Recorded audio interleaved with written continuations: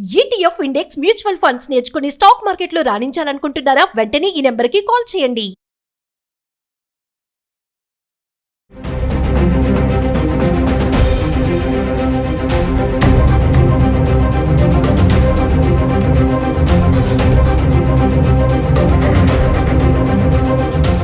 नमस्ते welcome back to Suman TV ఒక్కసారి చదువుదాము ट्रू लाइफ स्टोरी इस डायरी में जो कुछ भी लिखा है वो सब पढ़ लो क्योंकि सब सच है read now I am really sorry పప్పా చూస్తున్నారు కదా ఈ హ్యాండ్ రైటింగ్ ఈ బొమ్మ ఇవన్నీ అర్థమైపోతున్నాయి చిన్నపిల్లలు అనేసి అంటే ముగ్గురు ఆడపిల్లలు సూసైడ్ చేసుకోవడం జరిగింది ఉత్తరప్రదేశ్లో గజియాబాద్లో ఒక గేమ్కి అడిక్ట్ అయిపోయి ఈ ముగ్గురు ఆడపిల్లలు అంటే పేర్లు వస్తే మనకి పాకి ప్రచి విషిక 12, 14, 16 సంవత్సరాలు అంటే ఒక గేమ్కి అడిక్ట్ అయిపోయారంటే చూడండి అది టాస్క్ బేస్డ్ గేమ్ అనమాట. ఈ మధ్య కాలంలో పిల్లలు ఈ మధ్యనేంటి గతంలో వెళ్తే కూడా చాలామంది పిల్లలు పెద్దవాళ్ళు అందరూ కూడా ఈ గేమ్స్ ఆన్లైన్ గేమ్స్ ఆడడము బాగా వాటికి అడిక్ట్ అయిపోవడం, చదువు నిర్లక్ష్యం చేయడం, పేరెంట్స్ మాట వినకపోవడము, ఫ్రస్ట్రేట్ అవ్వడము, అరవడము, సరిగా తినకపోవడము, స్కూల్స్కి సరిగా వెళ్ళకపోవడం ఇవన్నీ మనం చూసాం. చాలా ఇన్సిడెంట్స్ గురించి మాట్లాడుకున్నాం. చాలా సందర్భాల్లో పిల్లలు సూసైడ్ వరకు వెళ్ళిపోయి చనిపోయిన సంఘటనలు కూడా చూసాం ఈ గేమ్స్కి అడిక్ట్ అయ్యి. మరి ఉత్తరప్రదేశ్లో గజియాబాద్లో ఇదేంటంటే మరి ఇది సూసైడ్ నోటే అనుకోవాలి. పిల్లలు చూడండి రాశారు, ఇది రాసేసి పప్పా నువ్వు ఇది చదువు, నాకు ఒక డైరీ ఉంది, మా డైరీని కూడా చదవండి, ఏం ప్రాబ్లం లేదు, డైరీ చదివితే మీకు అర్థమైపోతుంది అని చెప్పారు. ఈ పిల్లలు ఏంటంటే ఈ ముగ్గురు ఆడపిల్లలు సిస్టర్స్. వీళ్ళు కోవిడ్ టైంలో ఆన్లైన్ క్లాసెస్ పెట్టడం మనందరికీ తెలిసిన విషయం. అప్పుడే కదా పిల్లలందరూ బాగా ఫోన్కి అడిక్ట్ అయిపోయి ట్యాబ్స్కి అడిక్ట్ అయిపోయి ఆ కోవిడ్ టైంలో స్కూల్స్ లేక క్లాసెస్ ఏమీ లేక ఇంట్లోనే మొబైల్స్ ట్యాబ్స్ ఇవ్వడము, హోంవర్క్ చేసుకోవడం, వర్క్ చేయడం ఇవన్నీ కూడా జరిగాయి. ఆ టైంలో పిల్లలందరూ బాగా ఈ గేమ్స్కి అడిక్ట్ అవ్వడం, చదువు పక్కన పెట్టేసి గేమ్స్కి అడిక్ట్ అవడం అనేది చూస్తున్నాం. ఆ టైంలోనే వీళ్ళు కూడా ఏంటంటే ఈ మొబైల్లో గేమ్ ఆడడం స్టార్ట్ చేశారు. ఇంకా అస్తమాను గేమ్సే, ఎప్పుడు లోపల ఇంట్లోనే ఉండేవాళ్ళంట, అసలు బయటకు కూడా వచ్చేవాళ్ళు కాదంట. తినడానికి, తాగడానికి, బాత్రూమ్కి తప్ప ప్రతి విషయంలో లోపలే ఉండడం. అంటే ముగ్గురు లోపలే ఉండడం. మరి ఏం చేస్తున్నారంటే ఎంతసేపు మొబైల్. ఇంకా పేరెంట్స్ ఏంటంటే చెప్తారండి, ఇంకా వదిలేస్తారు కదా. కొంతమంది అంటే కొడతారు, ఇంక కొట్టినా వినకపోతే వదిలేస్తారు. అంటే ఇంతలా చనిపోతారు అనేది ఎవరైతే అనుకోరు కదా. సో ఒకరోజు ఏమైందంటే వీళ్ళు మిడ్ నైట్ 1:30 ఆ టైంలో వాటర్ కోసం బయటకు వచ్చారంట. వాటర్ కోసం బయటకు వస్తే అప్పుడు కూడా వాళ్ళ చేతిలో మొబైల్స్ ఉన్నాయి. సో పేరెంట్స్ చూసారు, అంతే ఇమీడియట్లీ ఆ మొబైల్ని అట్లా పడేసేసి వెళ్ళిపోయి ముగ్గురు కలిసి అపార్ట్మెంట్లో 9th ఫ్లోర్ నుంచి దూకి చనిపోవడం అయితే జరిగింది. మరి హాస్పిటల్కి తీసుకెళ్లారు, ఇమీడియట్లీ అంబులెన్స్ వచ్చింది, అయినా సరే అప్పటికే చనిపోవడం అయితే జరిగింది. ఓన్లీ గేమ్ బేస్డ్ అండి, టాస్క్ బేస్డ్ అంటే ఈ మధ్యన గేమ్స్ ఏంటంటే ఒకరిని వీళ్ళు ఇమిటేట్ అంటే వీళ్ళని ఒకళ్ళు ఫాలో చేస్తూ ఉంటారు. ఆ గేమ్ ఆడుతున్నప్పుడు నువ్వు అలా చేయి, నువ్వు ఇలా చేయి. చాలా మంది మీరు గమనించే ఉంటారు, పిల్లలు గేమ్ ఆడుతున్నప్పుడు చూడండి అరుస్తూ ఉంటారు, అరే చెల్లోరే, అరే ఆవోరే, ఎరే ఎటు వెళ్ళిపోతున్నావురా, ఆగరా అంటా ఉంటారు. మనం అనుకుంటాం కదా, అరే వీడు ఎవరితో మాట్లాడుతున్నాడు అనుకుంటాం.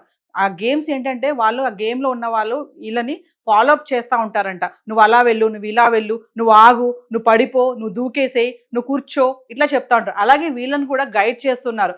వీళ్ళు పేరెంట్స్కి చెప్తూ ఉన్నారంట, మేము ఈ కొరియన్కి మేము కావాలి, మాకు ఈ కొరియన్ మేము వదిలిపెట్టి ఉండలేము, మేము ఈ కొరియన్ లేకపోతే ఉండం, అసలు మాకు అవసరం అని చెప్పి కూడా గత చాలాసార్లు వీళ్ళ పేరెంట్స్ ఆడకండి అమ్మా, ఈ మొబైల్ ఎందుకమ్మా, గేమ్ ఎందుకమ్మా అని చెప్పిన సందర్భాల్లో లేదు ఈ కొరియన్ మా లైఫ్లో ఒక పార్ట్ అయిపోయింది, మేము ఇది లేకపోతే ఉండలేము, మమ్మల్ని అట్లా అనొద్దు అని చెప్పేసి కొన్ని డిస్కషన్స్ కూడా జరిగాయి. ఎందుకంటే పేరెంట్స్కి పిల్లలకి ఇలాంటి విషయాలు ఖచ్చితంగా చిన్న అవుతానే ఉంటాయి కదా. పేరెంట్స్ అంటానే ఉంటారు, పిల్లలు ఆ టైంలో వదిలేస్తారు, మళ్ళీ వాళ్ళ రూమ్స్లోకి వెళ్ళిపోయి సెపరేట్గా. ఈ మధ్య కాలంలో ఇది ఒక దౌర్భాగ్యం అనుకోవాలి, పిల్లలు సెపరేట్, పేరెంట్స్ సెపరేట్గా ఉండడము, పిల్లల లోపలికి వెళ్ళి డోర్లు వేసుకోవడం.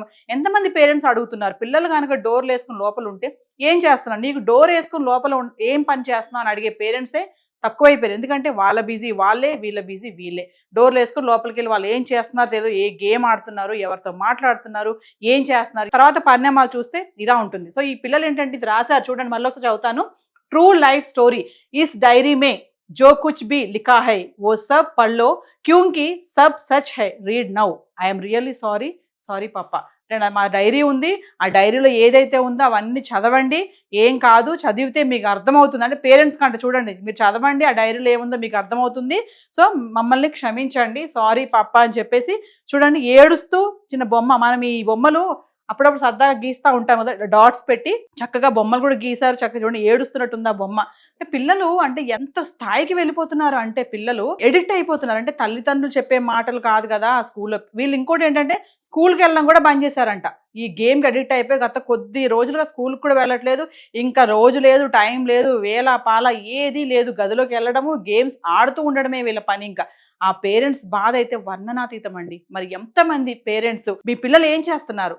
పిల్లలు స్కూల్కి వెళ్ళి వచ్చాక ఎంతమంది పేరెంట్స్ పిల్లలతో కూర్చొని మాట్లాడుతున్నారు? ఈరోజు స్కూల్లో ఏం జరిగింది, ఏం చెప్పారు, ఏం రాసుకున్నావు అని చెప్పి మాట్లాడే పేరెంట్స్ ఉన్నారా? అందరి గురించి నేను మాట్లాడట్లేదు. ఎవరి పని వాళ్ళు చూసుకునే పేరెంట్స్ చాలా మందే ఉన్నారు. మా పని మాదే, పిల్లల పని పిల్లలదే. ఎందుకంటే పిల్లలకు ఒక మొబైల్ ఇచ్చేస్తున్నారు, వాళ్ళే ఫాలోఅప్ చేసుకుంటారు అన్నీ అని చెప్పేసి. ఇంకా కొంతమంది ఉన్నారు ఏంటంటే లగ్జరీగా ఉండాలి మా పిల్లలు, మేము అనుభవించలేదు కాబట్టి మా పిల్లలు అనుభవించాలనే పేరెంట్స్ కూడా ఉన్నారు. మరి మీ పిల్లలు కనుక ఇంట్లో సెపరేట్గా, ఓకే సెపరేట్గా రూమ్ ఉండడం తప్పులేదు, కానీ రూమ్లో పిల్లలు డోర్లు వేసుకుని ఏం చేస్తున్నారు? మొబైల్ ఉందా? మొబైల్తో ఏం చేస్తున్నారు? చెక్ చేస్తున్నారా?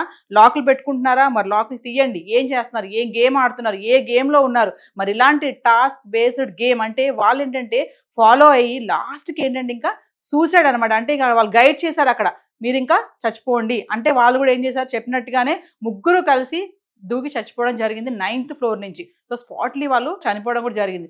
సో ఇదండి మరి 14, 12, 16 సంవత్సరాలు అంటే చిన్నపిల్లలే కదా వాళ్ళు, ముగ్గురు ఆడపిల్లలు, ఒకే ఇంట్లో ఆడపిల్లలు ఇలా చనిపోవడం అంటే ఆ తల్లిదండ్రులకి బాధ మామూలు విషయం కాదు. సరే ఏదో జబ్బు చేసింది అనుకోకుండా యాక్సిడెంట్ అయి చనిపోయారంటే వేరే విషయం, కానీ ఇలా ఒక గేమ్కి బానిస అయి చనిపోవడం అంటే అది మామూలు విషయం కాదు. సో మీ పిల్లల విషయంలో మీరు జాగ్రత్తగా ఉండండి. మీరు ఎంత బిజీ లైఫ్లో ఉన్నా కూడా పిల్లలు ఏం చేస్తున్నారని మాత్రం ఒక పట్టు కనిపెడుతూనే ఉండాలి. స్కూల్కి వెళ్తున్నారు కదా, కాలేజ్కి వెళ్తున్నారు కదా, మనకు సంబంధం లేదులే అనుకుంటే ఇలాంటి పనులే అవుతూ ఉంటాయి. సో ఏదైనా జరిగాక బాధపడడం కంటే ముందే తెలుసుకొని మనము ఒక ఆర్డర్లో వాళ్ళని పెట్టి మంచి చెడు ఇది ఇలా చేయాలి, ఇది ఇలా చేయాలి, ఇది అదమ్మా, ఇది ఇదమ్మా. కొంతమంది వినని పిల్లలు కూడా ఉంటారు, సెన్సిటివ్ పిల్లలు కూడా ఉంటారు.